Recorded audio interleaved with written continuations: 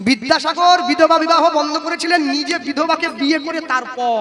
নমস্কার, জীবন দর্শন ইউটিউব চ্যানেলে আপনাদের সবাইকে স্বাগতম। আজকে আলোচনা করব একটি কীর্তনিয়া যার নাম গোপালকৃষ্ণ পাল। তিনি কীর্তন আসরে অনেক ভাট বকে। তিনি বলেছেন বিদ্যাসাগরের মতন অনেক বড় শিক্ষিত চা দোকানে আড্ডা দেয়। আরও কি বলেছেন, বিদ্যাসাগর নাকি নিজে বিধবা বিবাহ করে বিধবা বিবাহ বন্ধ করেছেন। বিদ্যাসাগর বিধবা বিবাহ বন্ধ করেছিলেন, নিজে বিধবাকে বিয়ে করে তারপর। তো এখানে আমার আর কি বলার থাকে? আপনারা যদি বিষয়টি বুঝতে পেরেছেন তাহলে অবশ্যই কমেন্ট করে জানাবেন। আরে কীর্তনিয়া গোপালকৃষ্ণ পাল, ভণ্ডামির একটা সীমা থাকা দরকার। আপনি কি বলেছেন, ঈশ্বরচন্দ্র বিদ্যাসাগর নাকি নিজে বিধবা বিবাহ করে বিধবা বিবাহ বন্ধ করেছেন। আরে গোপালকৃষ্ণ পাল, আপনার মাথায় কি এটুকু কাণ্ডজ্ঞান নেই?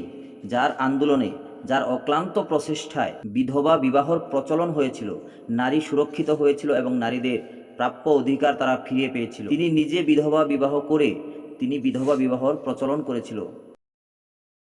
উইকিপিডিয়া অনুযায়ী পণ্ডিত ঈশ্বরচন্দ্র বিদ্যাসাগরের অক্লান্ত প্রচেষ্টায় ব্রিটিশ সরকার ভারতে হিন্দু বিধবা পুনর্বিবাহ আইন 1856 প্রণয়ন করে, যার মাধ্যমে বিধবাদের উত্তরাধিকার সূত্রে প্রাপ্য সম্পত্তির অধিকার ইত্যাদি সামাজিক রক্ষাকবচ প্রদান করা হয়।